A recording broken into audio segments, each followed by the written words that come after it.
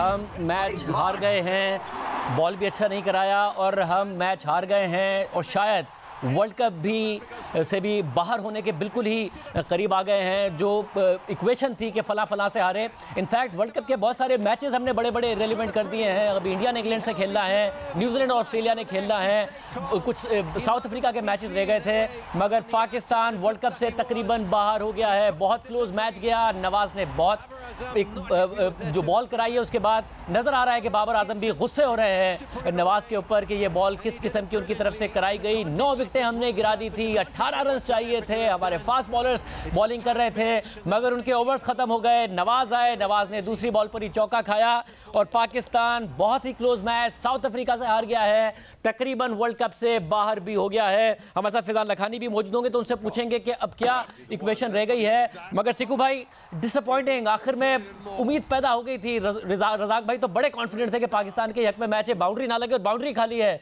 बाबर आजम बड़े नाराज नजर आ रहे थे नवाज से आखिर में। नहीं, ओके, उसने बॉलिंग गलत कर दी है ना। देखिए, इतने इंपॉर्टेंट मौके के ऊपर आप एक शॉर्ट गेंद कर दें और बैट्समैन को तो ना आगे गया वो ना पीछे गया, वो शॉर्ट गेंद को उसने फ्लिक किया है। वहां पे लड़का भी नहीं था कोई, आई डोंट नो कि स्क्वायर लेग लिया हुआ था नहीं लिया हुआ था, ना स्क्वायर लेग भागा ना फाइन लेग भागा। इसका मतलब है उन्होंने मिड विकेट और लॉन्ग ऑन लिया था तो लड़के चढ़ा देते। मैं तो इस बात पे, देखिए मैच बहुत अच्छा हुआ, बहुत इंटरेस्टिंग हुआ, one of the best matches of the world cup ये हो जाएगा, सब कुछ है। मगर हमारे एज अ पाकिस्तानी बड़ी डिसअपॉइंटमेंट हो रही है, कप्तान से मुझे बड़ी डिसअपॉइंटमेंट हो रही है कि बीच के अंदर उसको स्लिपें रखनी चाहिए थी, लड़के चढ़ा के रखनी चाहिए थे, मगर उसने नहीं किया। आई डोंट नो, उनकी कप्तानी पे हमेशा मेरा क्वेश्चन मार्क रहता है, अब तो और ज्यादा बढ़ गया है। रजाक भाई, आखिर में ज्यादा अटैकिंग होना चाहिए था बाबर आजम को, आपको भी लग रहा है? जो सिकू भाई कह रहे हैं कि जब बिल्कुल फंस गई थी साउथ अफ्रीका तो ज्यादा अटैकिंग होना चाहिए था। डेफिनेटली जब 9 विकेटें गिर चुकी थी उस वक्त जितने फील्डर थे बाउंड्री पे सब ऊपर आ जाना चाहिए थी, उनकी सिंगल रोकनी चाहिए थी और क्रिकेट ये चाह रही थी कि वो हिट मारे। जब हिट मारने का चांस होता तो उसमें विकेट लेने के चांस ज्यादा हो जाते। तो ये थोड़ा सा मैं समझता प्लान गलत हुआ है कि सिंगल पे सिंगल होती रही है तो वो फिर जो प्रेशर है वो बड़ा ऑफ होता गया। जब मुझे सिंगल नहीं मिलेगी, अगर एज ए बैट्समैन मैं अगर देखूं तो मुझे सिंगल, मुझे फिर बाउंड्री ढूंढनी पड़ेगी। जब बाउंड्री मारने जाऊं उसमें चांस ज्यादा हो जाता है। तो इनको चाहिए था सारे फील्डर ऊपर ले लेते, इवन के ये जो स्वीप पे जो चौका लगा, अगर ये भी फील्डर ऊपर होता तो ये रन भी रुक जाते, बाउंड्री भी रुक जाती, तो उनको फिर मारनी पड़ती शॉट। सब तो आखिर में ओवरऑल जो बॉलर्स को यूज़ करते रहे, जाहिर आखिर में तो लग रहा था कि पाकिस्तान का कहीं ना कहीं लक चल रहा है। शाहिन शाह अफरीदी भी, हारिस रऊफ भी, वरना हारिस रऊफ बहुत पिटे पूरे टूर्नामेंट में, उनको बहुत पिटाई पड़ी है। बट सिकू भाई ओवरऑल सही यूज़ कर रहे थे क्योंकि मैच तो इतना क्लोज हो गया था, 9 विकेट डाउन तक आखिर में तो होता है, फिर जीत जाते तो शायद हो रहा होता कि जी हमारी अच्छी विक्ट्री हो गई। नहीं, देखिए ओवरऑल तो मैच बहुत अच्छा हुआ मगर कुछ चीजें जो गलती हुई। एक तो शाहीन को मुझे ये नहीं समझ में आई, उसने राउंड द विकेट आकर वो बॉल करा रहा था आउटसाइड द ऑफ स्टंप, जब पे 7 या 8 लड़के आउट हो चुके थे। जो बैट्समैन था, जो टेल एंडर था, वो पाँव जोड़कर खेल रहा था। जब आप पाँव जोड़कर खेल रहा हो और उसने जब ओवर द विकेट आकर कराई तो वो गेंद बहुत अच्छी लगी, डेंजरस सी लगी। वो आके मिडिल स्टंप पे पड़ी है, हिली है, तो बैट्समैन थोड़ा सा हिल गया। मैं हैरान हूँ कि इतने सारे ये क्रिकेट खेलते हैं, इतनी ये माशाल्लाह से इनकी एक्सपीरियंस होता जा रहा है, क्या किसी ने आके इनको उसको नहीं बोला कि वो मुसलसल आके राउंड द विकेट जो है, जब राउंड द विकेट होती है तो एंगल गलत बन रहा है ना, और ओवर द विकेट जो है फिर वो एंगल सही बनता है, विद इन द स्टंप्स बनता है। तो मैं हैरान हूँ कि शाहीन ने जो आखिरी ओवर कराया है और उससे सेकंड लास्ट ओवर भी जो कराया, 2 ओवर ऐसे कराए जो उसने राउंड द विकेट कराया, उसको नहीं कराने चाहिए थी, उसको ओवर द विकेट करा के विद इन द स्टंप्स रखना था। इस भारत में मैच कवर कर रहे हैं लिए गए हुए हैं फैजान लखानी। जाहिर पाकिस्तान लगातार 4 मैच हार गया, बट फैजान क्या कोई चांस रहता है या हम वर्ल्ड कप से बाहर हो गए? क्या कैलकुलेशंस किए हैं आपने? देखिए शायद चांस तो अभी पाकिस्तान का बाकी है, बट वही अगर मगर वाली सूरत हाल और दूसरों के मैचेस वाली सूरत हाल जो हमेशा बड़े इवेंट तो पाकिस्तान के साथ रहती है, तो अब पाकिस्तान को सबसे पहले तो जो सबसे अहम बात है कि अपने बकिया जो 3 मैचेस उसके है, बांग्लादेश से जो अगला मैच कोलकाता में, फिर बेंगलोर में न्यूजीलैंड में, फिर अगेन कोलकाता में इंग्लैंड से, वो कन्विंसिंगली जीतते हैं। फिर पाकिस्तान को साथ साथ ये भी होप करना होगी कि ऑस्ट्रेलिया के साथ कोई ना कोई एक अपसेट हो जाए और वो जो बड़ी टीमों से जो उसकी मैचेस है उन मैचेस में भी। मगर एक अपसेट से तो काम नहीं चलेगा फैजान। ऑस्ट्रेलिया को 2 मैच में हारना होगा और पाकिस्तान को कन्विंसिंग जीतना होगा, तभी शायद कोई चांस बने। ऑस्ट्रेलिया को 3 मैचेस अगर हार जाए, ऑस्ट्रेलिया का 3 मैचेस हार जाए तो पाकिस्तान के लिए बहुत अच्छा है। अगर ऑस्ट्रेलिया 2 मैचेस हार जाए तो फिर नेट रन रेट पे फिर पाकिस्तान के लिए यहाँ फिर केस होगा। बट अगर ऑस्ट्रेलिया 3 मैच हार जाए तो पाकिस्तान के लिए आसान राहें हो सकती है।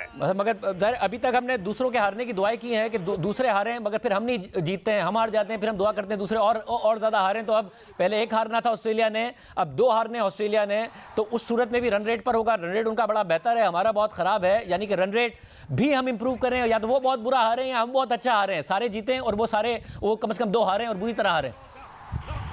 जी देखिए, पाकिस्तान के साथ ये कोई सिचुएशन नहीं है शाहजेब। अगर आपको पिछला T20 वर्ल्ड कप याद होगा जिसमें हम उम्मीद कर रहे थे कि एक अपसेट हो जाए, और वो अपसेट हुआ जब नेदरलैंड्स ने साउथ अफ्रीका को हराया और उसकी वजह से पाकिस्तान की राहें खुल गई। इनफैक्ट हमेशा ही बड़े इवेंट में पाकिस्तान के साथ ऐसी बड़ी अगर मगर की सिचुएशन होती है। आज तो 1992 याद होगा जिसमें ऑस्ट्रेलिया वेस्ट इंडीज के मैच के रिजल्ट पर पाकिस्तान की क्वालिफिकेशन का इन्हिसार था। तो ये पाकिस्तान के लिए नई सिचुएशन नहीं है। अब वही सूरत हाल है कि कौम दुआएं करे और पाकिस्तान क्रिकेट टीम मैदान में कन्विंसिंगली अपना बकिया मैचेस जीतने की कोशिश करे। रज़ाक भाई, फैजान तो कह रहे हैं कि कोई नई सिचुएशन है नहीं, हालांकि इस मैच से पहले भी हम ये कह रहे थे कि कोई नई सिचुएशन नहीं है। अगर मगर तो इस मैच से पहले भी था, मगर वो अगर मगर और बड़ा हो गया है, बड़ा अगर और बड़ा मगर आपको लग रहा है ये पॉसिबल रह गया है अब कि ऑस्ट्रेलिया 2 मैचेस कन्विंसिंगली हारे, पाकिस्तान इंग्लैंड को हरा है, न्यूजीलैंड को हरा है, बांग्लादेश को हरा है और कन्विंसिंगली हरा है।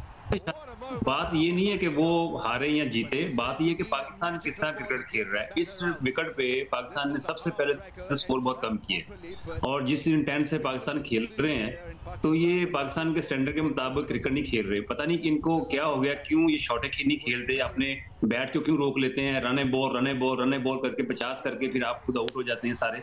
तो मुझे समझ नहीं आती, 50 करने के बाद तो बैट्समैन का और दिल बड़ा होता है, बड़ी बड़ी शॉटें मारता है। तो ये बड़ी शॉटें जो है ना वो खेलना बंद कर दी हुई। हम सिर्फ रिलाई कर रहे हैं अब एक फखार पे और शादाब पे कि ये बड़ी शॉटें मारेंगे तो हम जीतेंगे।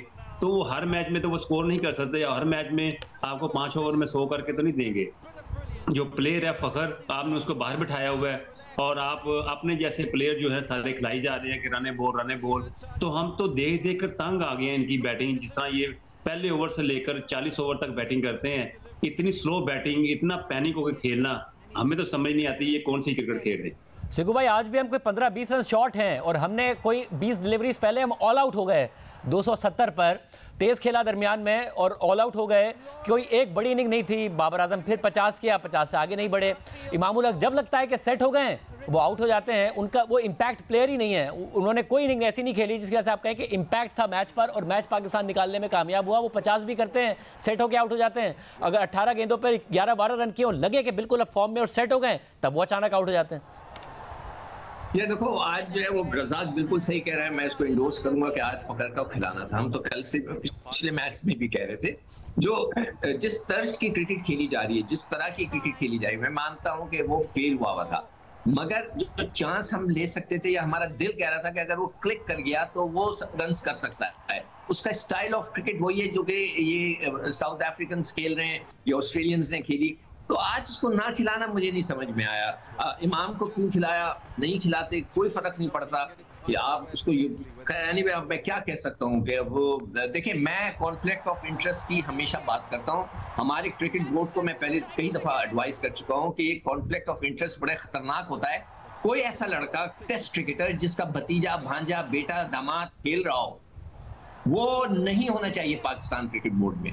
मैं दरख्वास्त करता हूं हुकूमत पाकिस्तान से, मैं पता नहीं किससे दरख्वास्त करूं। मैं ये 1.5 साल से कह रहा हूं, बल्कि मैं आज से 15 साल से देख रहा हूं कि जब भी कोई ऐसा बंदा क्रिकेट बोर्ड में आ जाता है जिसका कॉन्फ्लिक्ट ऑफ इंटरेस्ट होता है बिकॉज ऑफ दिस रिलेशंस, वो आकर हमेशा अपने बंदे को प्रमोट करता है। तो हमें इसको खत्म करना पड़ेगा। ये पॉलिसी बनानी पड़ेगी पाकिस्तान क्रिकेट बोर्ड से। अगर वो ये चेयरमैन साहब को कोई मेरा पैगाम पहुंचाए कि एक ये पॉलिसी बनाए कि कोई लड़का, कोई क्रिकेटर जिसका भतीजा, भांजा, दामाद खेल रहा है, वो क्रिकेट बोर्ड में नहीं आएगा। बस। और जब तक आप ये नहीं करेंगे तो आप जो है कामयाब नहीं हो सकते। आप, हम लोग की जो नीयत है ना वो खराब है। रज़ाक भाई, ये जो मसला नजर आया आज, बाबर की ड्यू थी इनिंग्स कि 50 को वो कन्वर्ट करते 100 में, आज उन्होंने नहीं की। इमामुल हक सेट होते हैं, आउट हो जाते हैं। मगर दूसरा जो मसला है वो ये कि साउथ अफ्रीका की पूरी इनिंग्स में उन्होंने अपना रन रेट गिरने नहीं दिया, उनकी विकेट जा भी रही थी।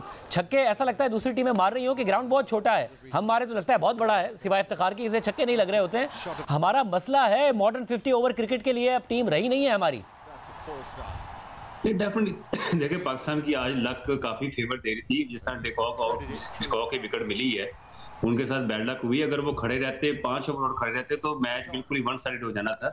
और पाकिस्तान को भी देखे, मुझे समझ नहीं आती कि खुल के ग्रिड क्यों नहीं खेलते। इनको इनके पास पूरी शॉट्स हैं, खेल भी लेते हैं, छक्के भी मार लेते हैं, चौके भी मार लेते हैं। तो फिर भी अगर आप की कोई प्लानिंग है, या प्लानिंग तो नहीं, मैं तो समझ गया पैनिक हुए हुए हैं बेसिकली, कि ये पैनिक होता है। डर जब आ जाए ना कि मैं शॉट मारूंगा तो आउट हो जाऊंगा जल्दी, जैसे इफ्तिखार के साथ हुआ है कि जब उसने 2 छक्के मारे हैं तो हमें लग रहा था कि वो आउट हो जाएगी। रिजवान के साथ भी ऐसे था, वो आते ही दूसरी बॉल पे चलानी शुरू कर देते हैं। हालांकि नंबर 2 का जो बैट्समैन होता है वो एक बैकबोन होती है टीम की, उसको थोड़ा सा सेट होके फिर टीम को लेकर चलना होता है। तो ये शॉटे खेलना और पैनिक होके खेलना, ये दोनों चीजें पाकिस्तान की ना बिल्कुल पैनिक नजर आ रही है। जब शॉटे खेलते हैं तब भी लगता है कि ये आउट हो जाएंगे, अगर रोकते हैं तो फिर तो हमें 100% ये लगता है रन तो होने ही नहीं है, तो ये किसी वक्त भी आउट हो सकते हैं। और सिकू भाई, ये हुआ आज ज़ाहिर एक पहलू ये था कि अगर स्लो खेलते शायद तब भी 270 ही बनाते, ऑल आउट ना होते।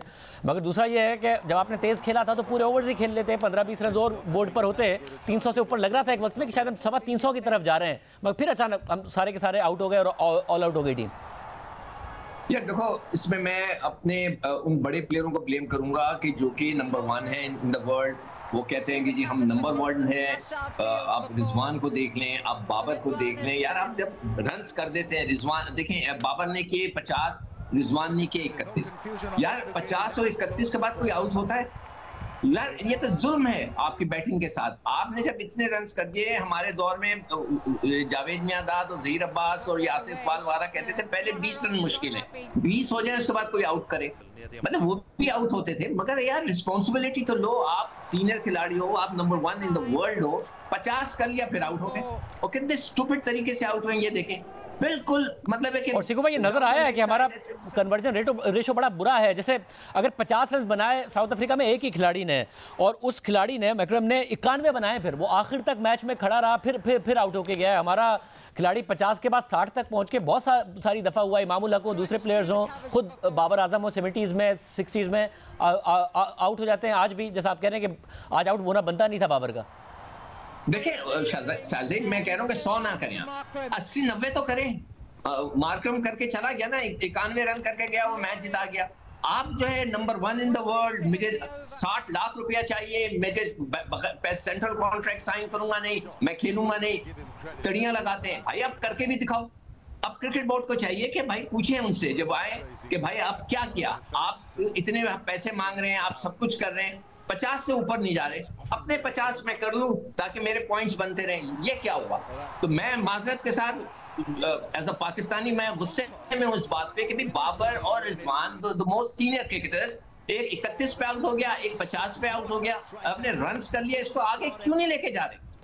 क्या मतलब है कि व्हाट्स योर प्रॉब्लम? इसका मतलब है कि you are not fit in. आप 30 के खिलाड़ी हो, 40 के खिलाड़ी हो, फिर हमें और भी 40 के 50 के और खिलाड़ी ढूंढने पड़ेंगे।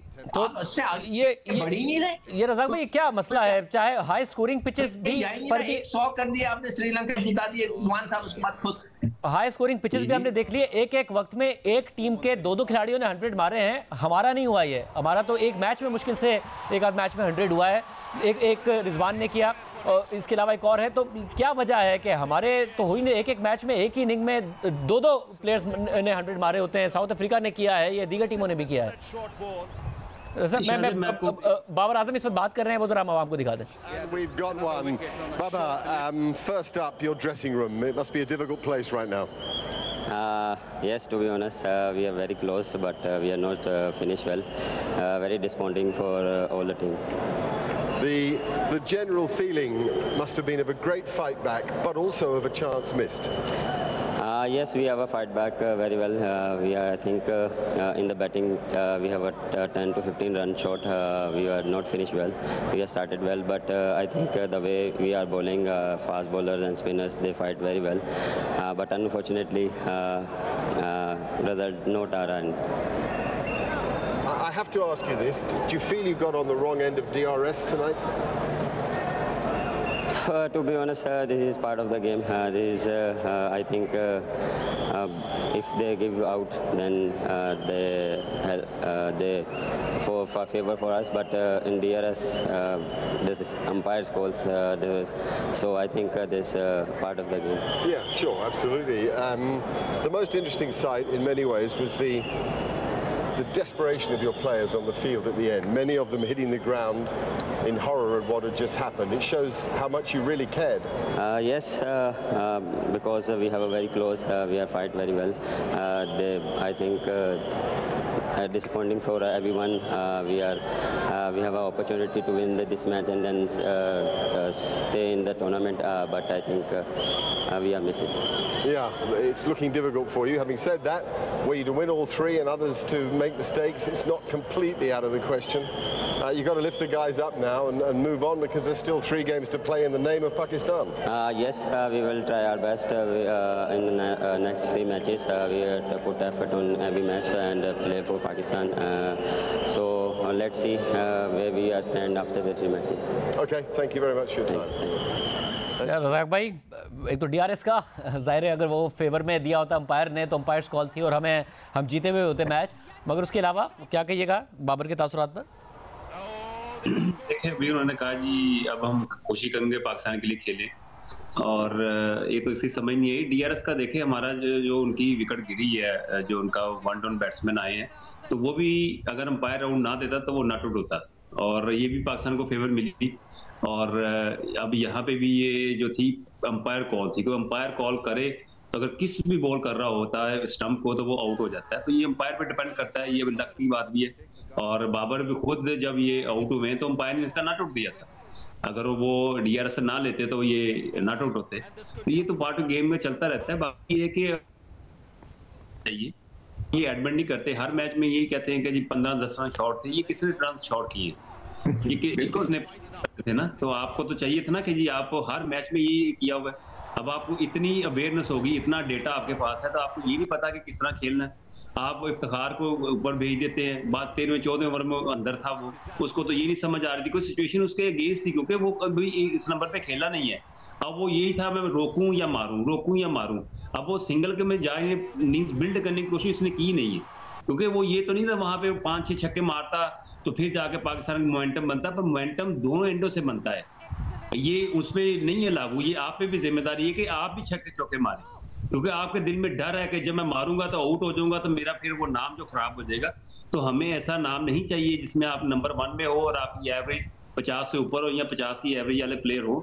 तो हमें तो ये देखना है कि आप टीम के लिए कितने कामयाब हैं, टीम को कितने मैच जितवा रहे हैं। बेशक आपकी एवरेज 40 की हो या 35 की हो, वो ज्यादा फायदेमंद है। सिकू भाई, आपका कमेंट?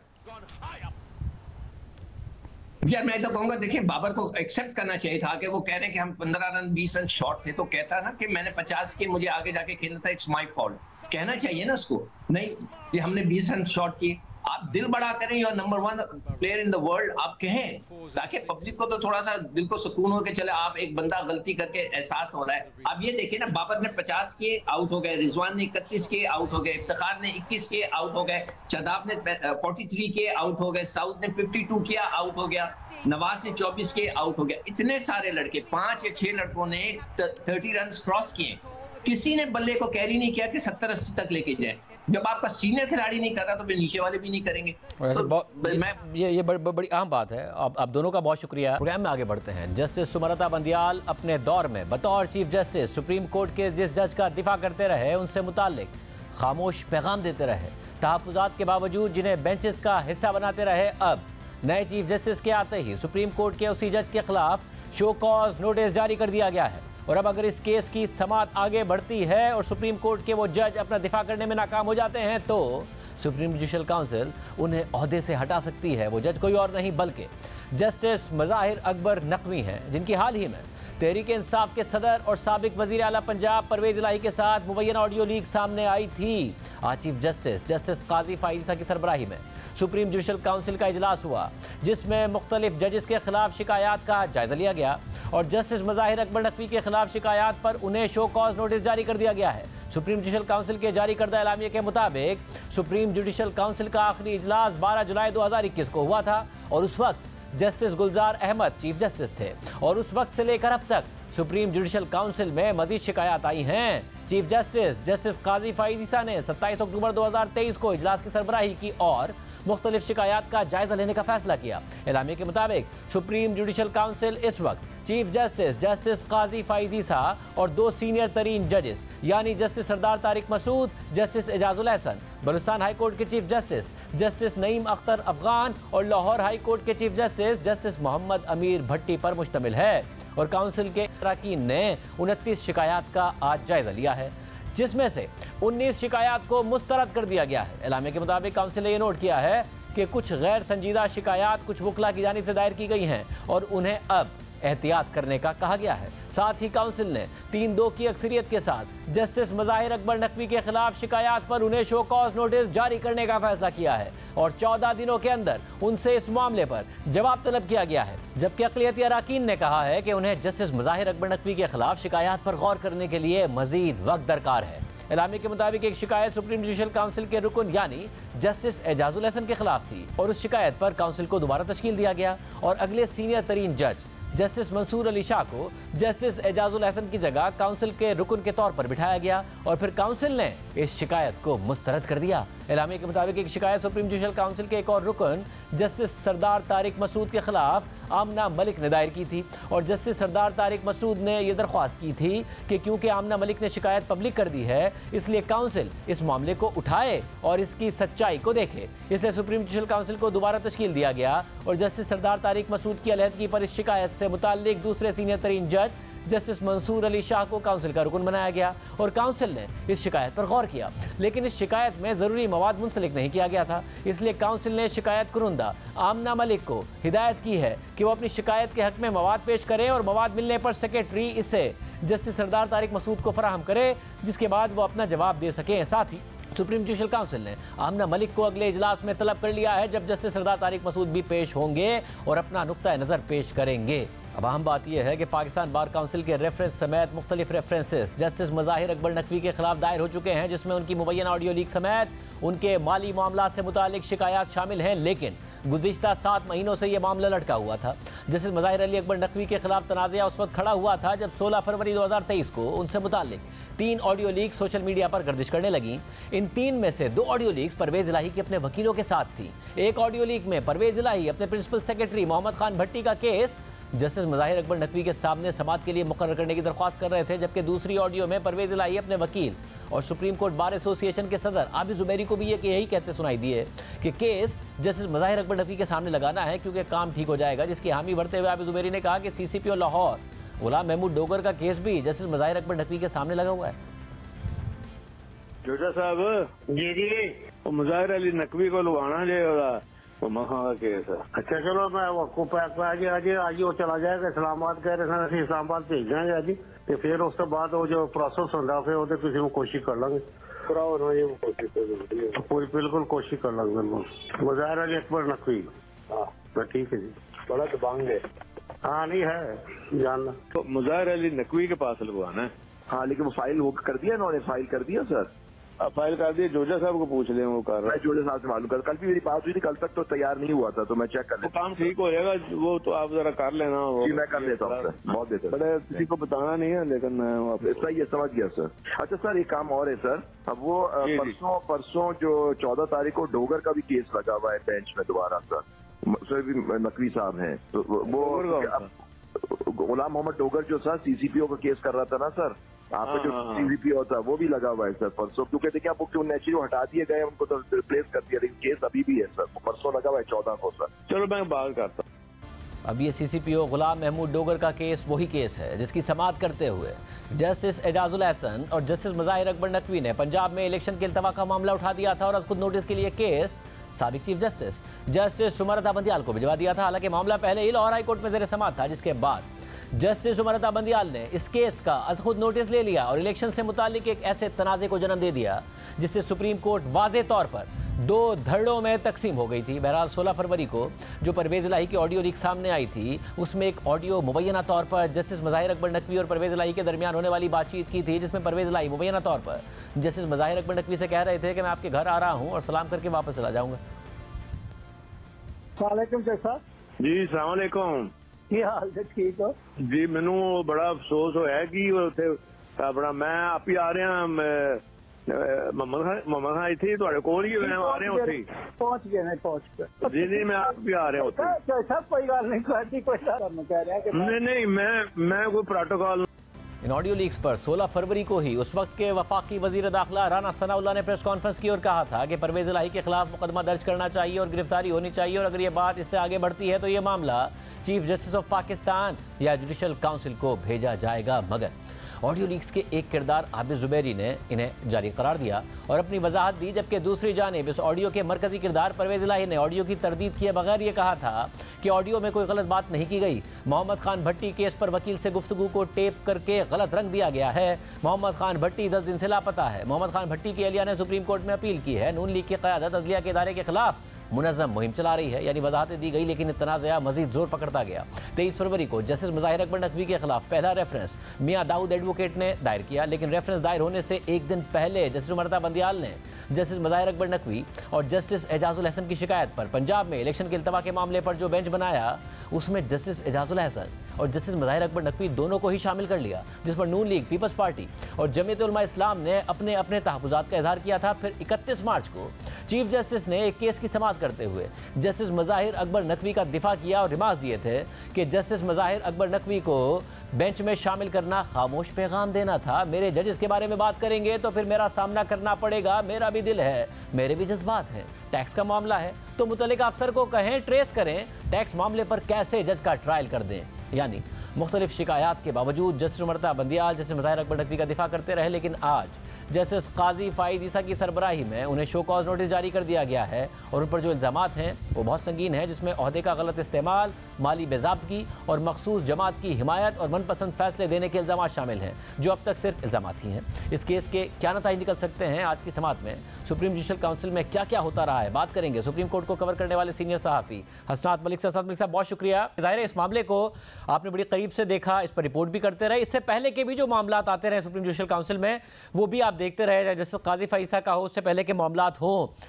किस तरफ आपको लग रहा है कि सिचुएशन जा रही है? प्रेस रिलीज भी आ गई, 3-2 की अक्सरियत से मामला हुआ है। देखिए शाहजेब, ये इजलास गैर मामूली था कि पहली दफ़ा सुप्रीम जुडिशल काउंसिल का जो प्रोसीडिंग है उसका एलामिया जारी हुआ।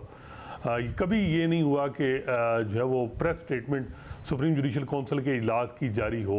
माजी में कई साकिब निसार, आसिफ सईद खोसा, इनके टर्नओवर में इजलास जारी रहे, बहुत सी जजेस के ख़िलाफ़ कार्रवाइयाँ हुई, लेकिन हमें ज़राए से ही मालूम होता था और कोई ऑफिशियल स्टेटमेंट नहीं आई, बल्कि रोक दिया गया था कि जी आप इस हवाले से कोई जो है वो ख़बरें ज़राए से ना चलाएं। तो ये एक बड़ा अच्छा शगुन है कि एक प्रॉपर ट्रांसपेरेंसी को इंश्योर करने के लिए यूनैनिमसली सुप्रीम जुडिशल काउंसिल ने ये डिसाइड किया है कि जो आउटकम है मीटिंग का वो पब्लिक किया जाएगा। और आज इसी वजह से बड़ा यानी जिसमें बहुत ज़्यादा इन्फॉर्मेशन है एलामिया जारी किया गया। जस्टिस सैयद मज़ाहिर अकबर नकवी साहब का मामला सबसे इम्पॉर्टेंट है, मेरा ख्याल है कि जिसमें आप कह सकते हैं कि दूसरी दफ़ा किसी सुप्रीम कोर्ट के जज को शोकाज जारी हुआ है। माजी में जस्टिस काजी फाइसा को जारी हुआ शोकाज, इफ्तिखार मोहम्मद चौधरी को अभी सिंपल नोटिस हुआ था तो उन्होंने सुप्रीम कोर्ट से रजू कर दिया था। जब जस्टिस काजी फाइसा को शोकाज जारी हुआ तो उन्होंने सुप्रीम कोर्ट में अपनी पिटीशन डाल दी थी। अब देखना होगा कि जस्टिस सैयद मज़ाहिर अली अकबर नकवी जिनको अगर आप देखेंगे उन्हें ज़ाती तौर पे समन नहीं किया गया, पहले ही सुप्रीम जुडिशल काउंसिल का इख्तियार है, उन्होंने शोकाज जारी कर दिया है, तो ये वन स्टेप आगे चला गया है मामला। अब देखना है कि क्या वो इसका जवाब देते हैं या जवाब दे के साथ ही जो है वो कॉन्स्टिट्यूशन पिटीशन सुप्रीम कोर्ट में फाइल करते हैं। लेकिन जो वो चैलेंज करेंगे सुप्रीम कोर्ट में, वो किस ग्राउंड पे करेंगे, ये भी बड़ा इंटरेस्टिंग है कि वो क्या है। जब जस्टिस काजी फैसल ने सुप्रीम जुडिशल काउंसिल से रजू किया था तो उनके दो ग्राउंड थे, एक तो ये था कि जी बदनीति है हुकूमत की और दूसरी बदनीति है सुप्रीम जुडिशल काउंसिल की। अब यहाँ अगर जैसे सैयद मज़ाहिर अकबर नकवी सुप्रीम कोर्ट में से रजू करते हैं तो फिर क्या ग्राउंड होंगे, ये भी बड़ा इंटरेस्टिंग है। फिर जो इस वक्त जो जुडिशल पॉलिटिक्स है उसको भी रूल आउट नहीं किया जा सकता, और बज़ाहिर ये लग रहा है कि जिस तरह 3-2 से फैसला हुआ, ये एक जुडिशल पॉलिटिक्स का आंसर इसमें रूल आउट नहीं हो रहा, चाहे इधर से चाहे उधर से, वो चीज़ जो है नज़र आ रही है। और जो दूसरी बात है, हमने देखा कि ज़ाहिर है इफ्तिखार चौधरी साहब के ज़माने में तो पूरी वकला तहरीक शुरू हो गई, सियासी जमातें नज़र आई हमें साथ। फाइज़ा साहब के टाइम पर तहरीक इंसाफ खिलाफ खड़ी थी, ज़ाहिर है उनके खिलाफ एक पूरा प्रोपेगेंडा भी चलाया गया, मगर दीगर सियासी जमातें क्रिटिसाइज़ कर रही थी। बार्स सड़कों पर नहीं थे मगर ज़ाहिर क्रिटिसाइज़ कर रहे थे। मज़ाहिर अकबर नकवी साहब के केस में कुछ बार्स ने खुद जाके उनके खिलाफ भी पिटीशन किए। तो ये जो वकला की पॉलिटिक्स है, ये आपको क्या नज़र आता है, उनके साथ खड़ी होगी, क्या होगा इस सारे के सारे मामले पर अगर ये मामला आगे बढ़ता है? देखिए, जो इंडिपेंडेंट ग्रुप है जिसको आसमा ग्रुप कहते हैं और जिनकी पाकिस्तान बार कौंसिल में मेजॉरिटी है, सूबाई बार कौंसिल में मेजॉरिटी है, जो रेगुलेटरीज बॉडीज़ हैं उनके कंट्रोल में, वो सारे कंप्लेनेंट हैं। तो वो तो इस मामले को आगे लेके जा रहे हैं कि जी कार्रवाई होनी चाहिए। जहाँ तक प्रोफेशनल ग्रुप जिसको हामिद खान ग्रुप कहते हैं, वहाँ से खामोशी है। कोई सच हमें नज़र नहीं आया कि वो जस्टिस मज़ाहिर को सपोर्ट कर रहे हैं। लाहौर बार की तरफ से कुछ आई बातें कि जी ज़्यादती हो रही है ये, लेकिन कोई ऑर्गेनाइज तरीके से कोई ऐसा उनकी तरफ से कोई हम नहीं देख रहे कि कोई इजलास हो, कोई इलामिया जारी हो जिसमें वो जस्टिस मज़ाहिर के साथ खड़े हों। लेकिन ये है कि उनके पास इस वक्त अगर आप देखें तो सुप्रीम कोर्ट बार का जो इलेक्शन है वो बड़ा इंपॉर्टेंट है, जो अगले हफ्ते होना है 31 अक्टूबर को। उसमें देखना होगा कि कौन सा ग्रुप जो है वो मेजॉरिटी में होता है। अगर इंडिपेंडेंट ग्रुप जो है वो मेजॉरिटी में आया और प्रेसिडेंट उनका जो है वो इलेक्ट होता है तो फिर तो वो प्रेशर बढ़ाएंगे जस्टिस मज़ाहिर के ख़िलाफ़। अगर प्रोफेशनल ग्रुप आता है तो प्रोफेशनल ग्रुप को हम ज़्यादातर देखते हैं कि ये प्रो पीटीआई है और प्रो जस्टिस बंदियाल ग्रुप रहा है। तो अब देखना होगा कि प्रोफेशनल ग्रुप जो है वो कितना जस्टिस मज़ाहिर के साथ खड़ा होता है। अमूमन अगर इस वक्त अगर देखें ग्रुप जो बार पॉलिटिक्स में जो सपोर्ट है, लाहौर बार में प्रोफेशनल ग्रुप की मेजॉरिटी है, बाकी मेजॉरिटी बार जो है वो हैं प्रोफेशनल ग्रुप के साथ, इंडिपेंडेंट ग्रुप के साथ। तो वो इंडिपेंडेंट ग्रुप तो वैसे ही खिलाफ है। तो ये वो चीज़ें हैं जो मेरा ख्याल है कि इसमें जुडिशल पॉलिटिक्स, वकला की पॉलिटिक्स और पावरफुल सर्कल का रोल, ये सारी चीज़ें इंपॉर्टेंट हैं। लेकिन सबसे इंपॉर्टेंट ये है कि सुप्रीम जुडिशल काउंसिल में जो आज 3-2 से जो जिस तरीके से शोकाज जारी किया गया है, बज़ाहिर लग रहा है कि जो आखिरी फैसला भी यही जो है वो उस तरफ जा रहा है कि 3-2 का ही जा रहा है। और जो हम एक्सपेक्ट कर रहे हैं कि कौन सा जज किधर है नज़रियाती तौर पे, कौन सा किधर है, वो उसी तरह जो है वो चीज़ें जा रही हैं। आज 2 जजेस ने जो शोकाज जारी नहीं किया, मुखालफत की, उनका ये था कि जी टाइम नहीं है, हमें कंसिडर करना है कंप्लेंट को, और वो उन्होंने मुखालफत की। तो अब बज़ाहिर ये लग रहा है कि ये आगे भी इसी तरह ही चीज़ें जाएंगी। बहुत शुक्रिया असनाद मलिक साहब का तज़किया आपने सुना। इमरान खान के लिए भी अच्छा दिन नहीं था और उनकी उम्मीदें अब सुप्रीम कोर्ट से हैं। क्या हुआ, बात करेंगे ब्रेक के बाद। इस्लामाबाद हाई कोर्ट ने साबिक वजीर आजम इमरान खान की साइफर केस में 3 दरख्वास्तें मुस्तरद कर दी हैं। साइफर केस खारिज करने, गिरफ्तारी के बाद जमानत और ट्रायल कोर्ट के फर्द जुर्म आयद करने के फैसले को कलअदम करार देने की दरख्वास्तें मुस्तरद कर दी गई हैं। इस हवाले से तफसीली फैसले भी सामने आ गए हैं, मगर आज ट्रायल कोर्ट में साइफर केस में गवाहों के बयानात रिकॉर्ड नहीं हो सके हैं और अब इसकी आइंदा समाअत 31 अक्टूबर यानी मंगल को होगी और 5 गवाहों के बयानात रिकॉर्ड किए जाने के इम्कानात हैं। खुसूसी अदालत के जज अब्बुल हसनात जुल्करनैन ने अडियाला जेल जाकर साइफर केस की समाअत की। जराये के मुताबिक साइफर केस में FIA के 5 गवाह नादिर खान, इमरान साजिद, मोहम्मद नोमान, शमून कैसर और फरूख अब्बास अदालत में पेश हुए, मगर चेयरमैन PTI इमरान खान ने 2 और शाह महमूद कुरैशी ने 3 दरख्वास्तें दायर कर दी, जिसमें वजारत कानून के नोटिफिकेशन को चैलेंज करने के फैसले तक ट्रायल रोकने की 2 दरख्वास्तें, शाह महमूद कुरैशी की फैमिली को समाअत देखने की दरख्वास्त और शाह महमूद कुरैशी की साइफर मुहैया करने की दरख्वास्तें शामिल हैं, मगर जज अब्दुल हसनात ने 5 दरख्वास्तें मुस्तरद करके निपटा दी। इस दौरान तहरीक इंसाफ के वकला की जानिब से इस्लामाबाद हाई कोर्ट के तहरीरी हुक्म आने तक समाअत मुलतवी करने की दरख्वास्त की गई, जिसे जज अब्दुल हसनात ने मंजूर कर लिया और आइंदा समाअत पर गवाहान के बयानात रिकॉर्ड करने की हिदायत जारी कर दी और कहा कि 31 अक्टूबर को साइफर केस के गवाहान के बयानात हर सूरत में कलमबंद किए जाएंगे। इस्लामाबाद हाई कोर्ट के तहरीरी हुक्म आने तक आज साइफर केस की समाअत मुलतवी कर दी गई और फिर उसके बाद इस्लामाबाद हाई कोर्ट का तहरीरी फैसला जारी भी हो गया और फैसले के मुताबिक दरख्वास्त गुजार यानी इमरान खान और शाह महमूद कुरैशी पर इल्जाम है कि उन्होंने 7 मार्च को अमेरिका से मौसूल होने वाले साइफर के मवाद को तोड़ मरोड़ कर उसका गलत इस्तेमाल किया। दरख्वास्त गुजार पर यह इल्जाम भी लगाया गया है कि उन्होंने साइफर के ट्विस्टेड वर्जन की कॉपी गैर मुतल्लिका अफराद यानी अवाम के साथ शेयर की, जबकि इस केस में यह इल्जाम भी लगाया गया है कि 28 मार्च को इमरान खान और दीगर अफराद ने बनी गाला में एक मीटिंग की, जहां उन्होंने साइफर के मवाद को ट्विस्ट करने और फिर इसे अवाम के साथ शेयर करने की साजिश तैयार की और ऐसा करते हुए उन्होंने रियासत के साइफर सिक्योरिटी सिस्टम और बैरून मुल्क पाकिस्तानी मिशन की जानिब से इस्तेमाल किए जाने वाले खुफिया कम्युनिकेशन के जराये को नुकसान पहुंचाया। फैसले के मुताबिक दरख्वास्त गुजार के खिलाफ इल्जामात की फहरिस्त में एक इल्जाम यह भी है कि उनके इन एक्शन से गैर मुल्की ताकतों को फायदा पहुंचा और मुल्क का नुकसान हुआ। इस हवाले से वजारत दाखिला के सेक्रेटरी ने DG FIA को 10 अक्टूबर 2022 को खत लिखा और दरख्वास्त की कि वफाकी काबीना के 30 सितंबर 2022 के फैसले की रोशनी में इस हवाले से इंक्वायरी या कार्रवाई की जाए। फैसले के मुताबिक दरख्वास्त गुजार यानी इमरान खान के वकला की जानिब से दलाइल दिए गए कि ऑफिशियल सीक्रेट एक्ट 1923 का इतलाक सिर्फ आर्म्ड फोर्सेस पर ही होता है, लेकिन इस एक्ट के सिर्फ सरसरी जायजे से ही मालूम हो जाता है कि यह कानून पाकिस्तान में ऑफिशियल सीक्रेट्स के बारे में है। इस एक्ट के सेक्शन 1 के सब सेक्शन 2 के मुताबिक यह एक्ट पाकिस्तान के हर शहरी और सरकारी ओहदेदारान पर लागू होता है, चाहे वो कहीं भी हो। इसलिए ये नहीं कहा जा सकता कि यह एक्ट सिर्फ आर्म फोर्सेस पर ही लागू होता है। दरख्वास्त गुजार की जानिब से इस बात पर भी जोर दिया गया है कि इस एक्ट की सेक्शन 5 का मौजूदा हालात और हकाइक पर इतलाक नहीं होता, क्योंकि कोई ममनुआ जगह है ही नहीं और इसमें लफ्ज़ रिटेंशन यानी अपने पास रखना 2023 में की गई तरमीम के बाद शामिल किया गया है, जिसका इतलाक माजी पर नहीं होता। जबकि इस्तगासा ने इस मौक़िफ़ की नफ़ी करते हुए इस बात पर जोर दिया कि इस केस में सेक्शन 5 का इतलाक होता है और आज इस्लामाबाद हाई कोर्ट के फैसले के मुताबिक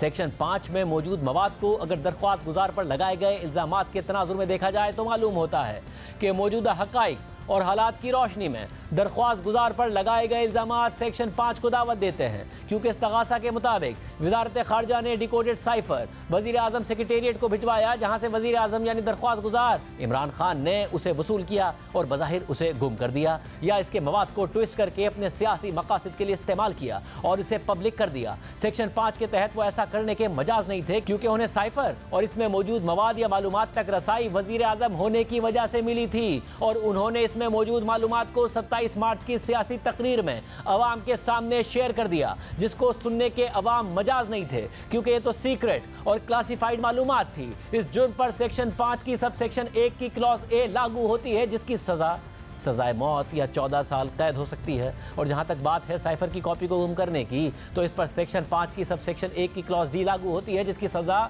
2 साल कैद है। और जहां तक सवाल बनता है कि क्या दरख्वास्त गुजार यानी इमरान खान साइफर में मौजूद मवाद अपनी सियासी तकरीर में करने के मजाज थे या नहीं, तो इसके लिए इमरान खान ने वजीर आजम के हल्फ का सहारा लिया है और मौक़िफ़ अपनाया है कि बतौर वजीर आजम उन पर फ़र्ज़ था कि वो अवाम को तहरीक अदम एतमाद के जरिए अपनी हुकूमत गिराने के बैरून मुल्क तैयार की गई साजिश के बारे में आगाह करे। फैसले के मुताबिक इस पर बात करने से पहले हमें यह जानना होगा कि साइफर किस नौइयत का था और उसकी क्या ट्रीटमेंट होनी चाहिए थी। फैसले के मुताबिक क्लासिफाइड डॉक्यूमेंट ना तो पब्लिक किया जा सकता है और ना ही उसको इसके मकसद के अलावा किसी और चीज़ के लिए इस्तेमाल किया जा सकता है। इसकी किसी भी किस्म की खिलाफ वर्जी पर ऑफिशियल सीक्रेट एक्ट का सेक्शन 5 लागू होता है। जबकि आज के फैसले में जस्टिस आमिर फारूक ने सुप्रीम कोर्ट के गुज़िश्ता साल डिप्टी स्पीकर कासिम सूरी की रूलिंग के खिलाफ सुनाए गए फैसले का हवाला देते हुए लिखा कि सुप्रीम कोर्ट के फैसले से जाहिर होता है कि साइफर में जो मवाद था उसके तहत सिर्फ एक डीमार्च देना बनता था, इसके अलावा कोई सख्त एक्शन नहीं, क्योंकि किसी किस्म की साजिश हुई ही नहीं है। इस हिस्से की तस्दीक उस वक्त पाकिस्तान के अमेरिका में सफीर असद मजीद ने भी अपने बयान हल्फी में की है। दरख्वास्त गुजार के वकला ने बार बार ये मौक़िफ़ अपनाया कि दरख्वास्त गुजार यानी इमरान खान ने जब वो तकरीर की तो उस वक्त वो ऐसा करने के लिए अपने हल्फ के तहत पाबंद थे और उन्होंने ऐसा बतौर वज़ीर आज़म अपनी ड्यूटी समझ कर किया।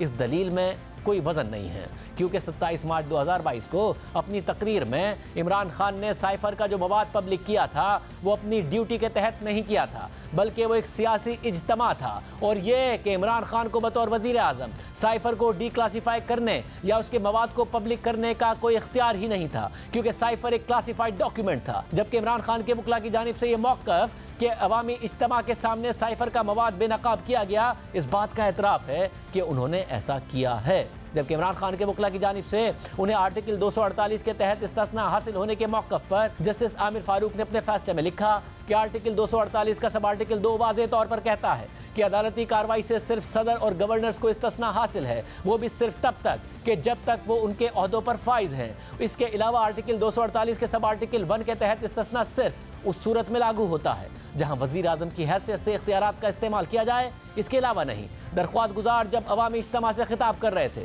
तो वो वज़ीर आज़म की हैसियत से अपनी जिम्मेदारी अदा नहीं कर रहे थे, बल्कि वो एक सियासी सरगर्मी थी। इसके अलावा दरख्वास्त गुजार ने मौक़िफ़ अपनाया कि ट्रायल कोर्ट की कार्रवाई ऑफिशियल सीक्रेट एक्ट के तहत सेक्शन 13 के मुताबिक नहीं हो रही है।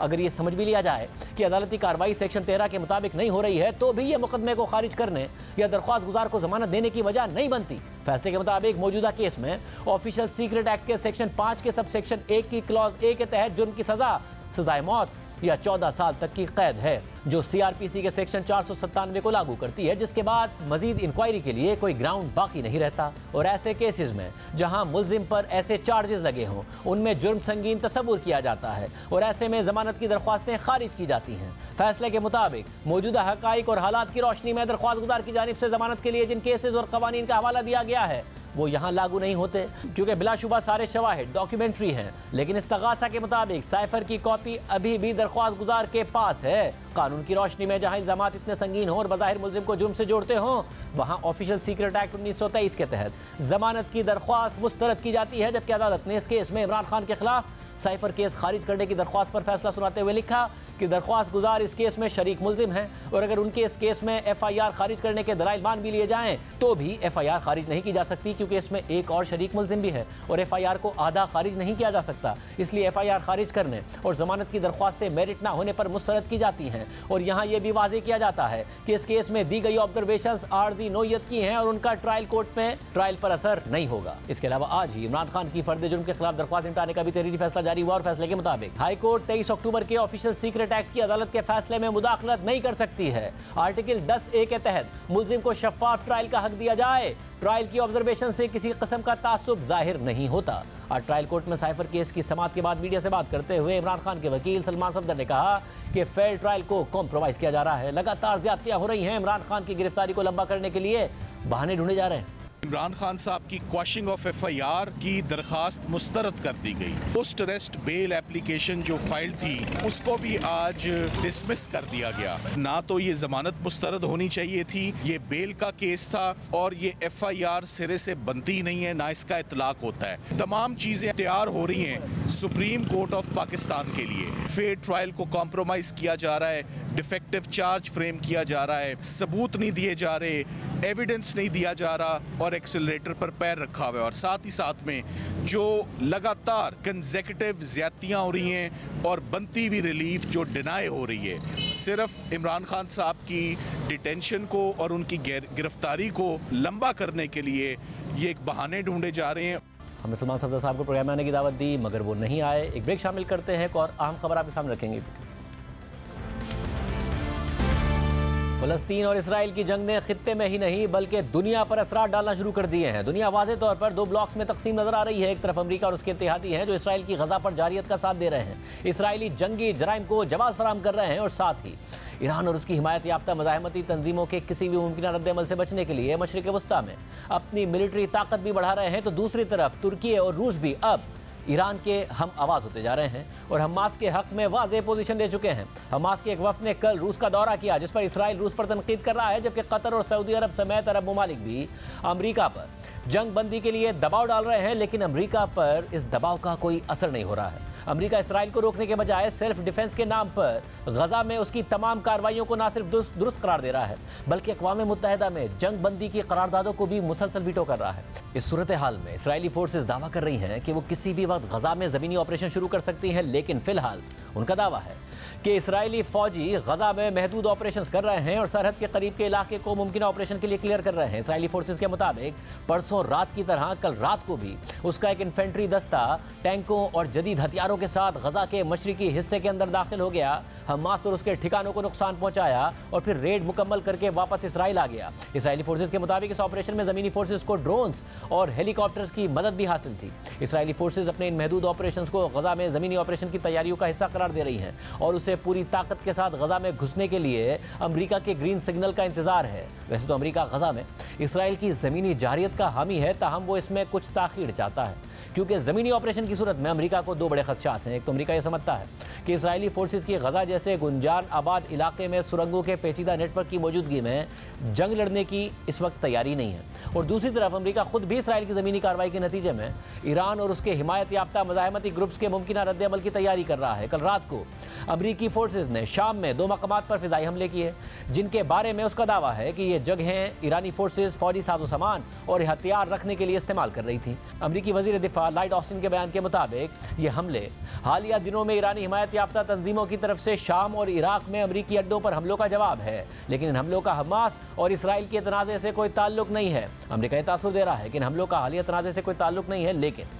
उसके इन हमलों की वजह से खित्ते में कशीदगी बढ़ने के इम्कानात मजीद बढ़ गए हैं। अल जज़ीरा के मुताबिक अमरीकी हमलों के जवाब में ईरानी हिमायत याफ्ता तंजीमों ने शाम में एक ऑयल फैसिलिटी पर रॉकेट्स दागे हैं जहां अमरीकी अफवाज तैनात थी। सिर्फ यही नहीं, इन्हीं खदशात की वजह से अमरीका मशरिक़ वस्ता में मजीद फौजी दस्ते और दिफाई साजो सामान भी पहुँचा रहा है। पेंटागन के मुताबिक मजीद 900 अमरीकी फौजी मशरिक़ वस्ता की तरफ भेज दिए गए हैं। अमरीकी हुकाम के मुताबिक इस तैयारी की वजह हालिया दिनों में इराक और शाम में अमरीकी फौजी अड्डों पर किए गए हमले हैं जिनमें 21 अमरीकी फौजी मामूली जख्मी हुए हैं। इसके अलावा अमरीकी मीडिया मुसलसल ये दावा कर रहा है कि अमरीका मशरिक़ वस्ता में मजीद तैयारी करना चाहता है, इसीलिए उसने ही इसराइल को गजा में ज़मीनी ऑपरेशन से फिलहाल रोका हुआ है। अमरीकी अखबार वॉल स्ट्रीट जर्नल की रिपोर्ट के मुताबिक इराक, शाम, सऊदी अरब और मुत्तहिदा अरब अमारात समेत मशरिक़ वस्ता में तैनात अपने फौजियों के लिए अमरीका 11 एयर डिफेंस सिस्टम्स नस्ब करने के लिए काम कर रहा है। रिपोर्ट के मुताबिक इसराइली हुकाम ने यह अमरीकी दरख्वास्त कबूल कर ली है कि इसराइली फोर्सेज ये सिस्टम्स नस्ब होने तक गजा पर ज़मीनी कार्रवाई के लिए इंतजार करेंगे।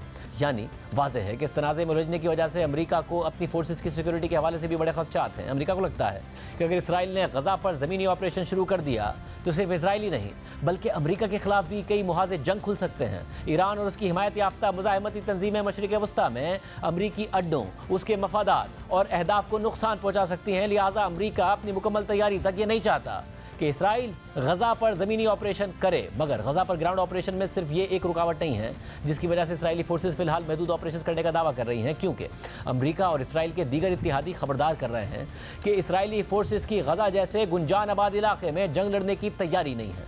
लिहाजा गजा पर चढ़ाई करके इसराइली फोर्सेस खुद जाल में फंस सकती हैं और उन्हें भारी नुकसान हो सकता है। बहरहाल इसराइली फोर्सेस ने गजा में ज़मीनी ऑपरेशन तो शुरू नहीं किया, लेकिन उसने फ़िज़ाई ऑपरेशन के ज़रिए ख़वातीन और बच्चों समेत हज़ारों फ़लस्तीनी शहीद कर दिए हैं। अमरीकी सदर जो बाइडन ने गजा में मरने वाले फ़लस्तीनियों की तादाद पर भी शक का इजहार कर दिया था, जिस पर गजा के महकमा सेहत ने 6747 शहीदों की तफसीलात जारी कर दी हैं, जिसमें हर शख्स का नाम, उसकी जिन्स और उसकी उम्र का इंदराज किया गया है। महकमा सेहत के मुताबिक इस फहरिस्त में मजीद 281 अफराद की तफसीलात नहीं दी गई हैं क्योंकि उनकी शनाख्त ही नहीं हो सकी है। इसराइली बमबारी दिन ब दिन बढ़ती जा रही है, जिसकी वजह से गजा में सहाफ़ी जान हथेली पर रखकर रिपोर्टिंग कर रहे हैं, लेकिन वो हिम्मत नहीं हार रहे हैं। परसों रात को गजा में इसराइली बमबारी से अल जज़ीरा के ब्यूरो चीफ की बीवी, बेटा, बेटी और पोते समेत ख़ानदान के कई अफराद मारे गए थे, जिनकी कल तदफीन करने के बाद वो गजा से दोबारा रिपोर्टिंग करते नजर आए और इस दौरान भी उनके पीछे बमबारी से उठने वाला धुआं देखा जा सकता है। पिछले 21 दिनों से गजा में ये सूरत हाल है। हर इलाका खंडर बनता जा रहा है। अस्पताल, स्कूल और इबादत गाहें भी महफूज नहीं हैं और दूसरी तरफ गजा की पट्टी से इसराइली इलाकों पर भी रॉकेट्स फायर किए जा रहे हैं। इसराइली मीडिया के मुताबिक तल अबीब में एक इमारत पर गजा से रॉकेट्स दागे गए, जिसमें 4 अफराद जख्मी हुए हैं, लेकिन कोई जानी नुकसान नहीं हुआ। इसके अलावा लेबनान और इसराइल की सरहद पर भी हिजबुल्लाह और इसराइली फोर्सेस के दरमियान झड़पें जारी हैं। इसके साथ साथ इसराइल और अमरीका यरगमालियों की बाजियाबी के लिए भी कोशिशें कर रहे हैं। अल जज़ीरा के मुताबिक कतर में यरगमालियों की बाजियाबी और जंगबंदी के हवाले से मुज़ाकरात मुज़ाकरात जारी हैं जो अहम मरहले पर पहुँच गए हैं। ताहम कल रूस के दौरे के दौरान हमास के नुमाइंदे ने वाजे किया था कि जंगबंदी होगी तो ही यरगमालियों को रिहा करेंगे। हमास के वफ्द के इस दौरे की वजह से इसराइल रूस पर तनकीद कर रहा है, लेकिन रूस ने जवाब दिया है कि फ़लस्तीन इसराइल तनाज़े में तमाम फ़रीक़ैन से राब्ते कायम रखना ज़रूरी है। अल्लाह हाफ़िज़।